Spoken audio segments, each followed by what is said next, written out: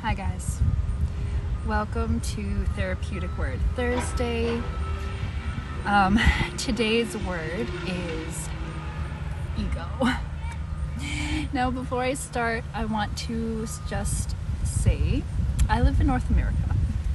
So we have two seasons, winter and construction. So if you hear all of the trucks and banging and stuff, my apologies. Tried to bring the camera closer so that you can hear what I'm saying. Yes, so like I said, the word is ego, and I will give the definition like I said before. Ego, a person's sense of self or self-importance. Now I also wanted to get the antonym of that, which I found was the word humbleness, and the definition of that is having or showing a modest or low estimate of one's importance. So the complete opposite, different ends of the spectrum. Now, I do want to make it clear, what I'm trying to say is it's okay to be proud of yourself. It's okay to, and I'm definitely pro like self-love and, understanding yourself and being self-aware. So with what I'm about to say, because I am pro kill the ego, at least the toxic traits of the ego, which I'm going to get into in a second. I definitely want to make that clear. It's definitely okay to be proud of yourself if you do something, any accolades that you acquire or, things like that. It's okay to go, wow, like I worked really hard and to do that and to have that for sure. Yes, okay.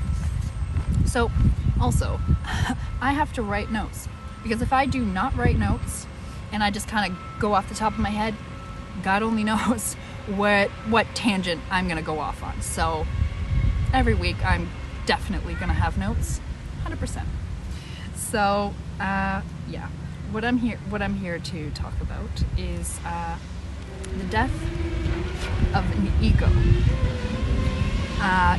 It's a fundamental transformation of the psyche. So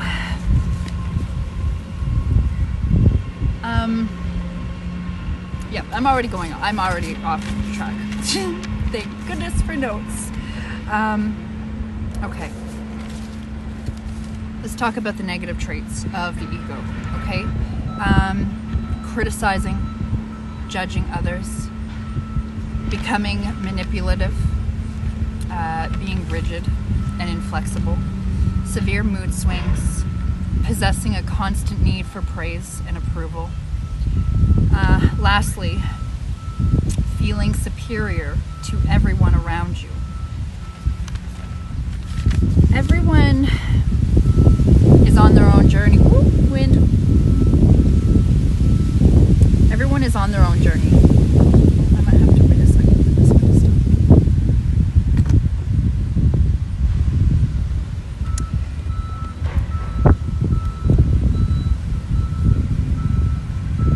Sorry, guys. Okay, I'm just gonna speak. Everybody is on their own journey, and for example, when I was in my 20s, mid to late 20s, I could be at work and do a task, and I noticed myself being like, oh, so and so did it like this, I could do it better. They didn't put their all into it, or whatever, and whatever the situation may be. And I did think like that, 100%. And then once we start to realize, and understand the way our mind works, especially, subconscious beliefs that get raised to our conscious minds.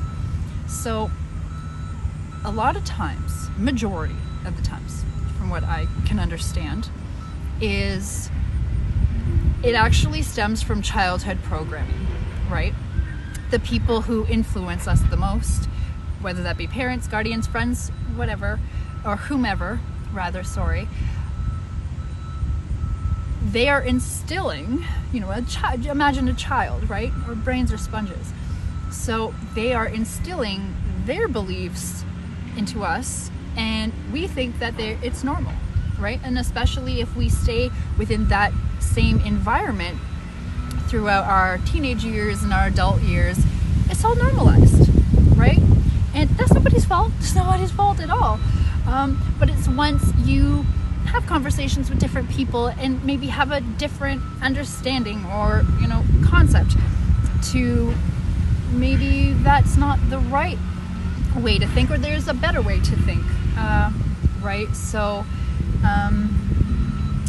yeah, there's nothing that I'm saying today, is I don't want to make anybody feel bad. If you do find yourself living out of your ego, we all do. And I'll tell you, when I was going through my transformative process of understanding myself and why I had those beliefs of, whatever I was trying to understand about me, it's like looking in a mirror.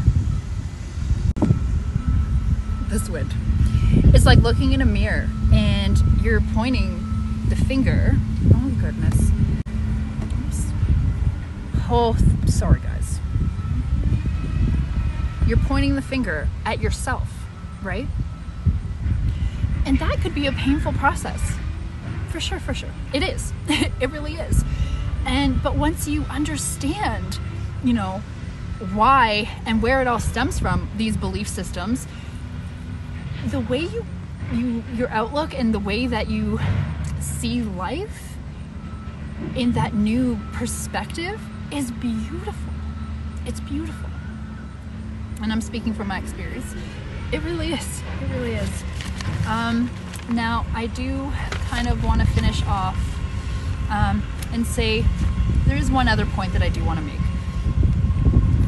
This is things, especially with social media, the way that it is now, it just is what it is. And a lot of times people will be living out of their toxic side of the ego, based on superficial things, based on surface level things, the way somebody looks, their appearance. And, and the more and more people that are stroking each other's egos, in that sense, that gives them some sense of euphoria, right? And who doesn't like to feel euphoric or happy or anything like that? It's a nice feeling. But I'm just finding, this is my own opinion, that, when people are stroking that aspect of people's ego, it then becomes normalized, and I just wish that it would be different. Yeah. I don't want to say too much because I'm not here to insult anybody or anything like that, not at all. Just raise awareness levels. And again, and I'll keep saying this every week, everything that I'm coming to be talking about is things I'm guilty of. 150 million %. Truly. So I'm going to finish off with this keyword list of morals that I like to live by, and like to share with everyone. Ego, kill it. Love, value it. Smile, keep it. Gossip, ignore it. Success, achieve it. Jealousy, distance it. Knowledge, acquire it. And confidence, trust it. I love you guys, and I'll see you for Mindset Monday.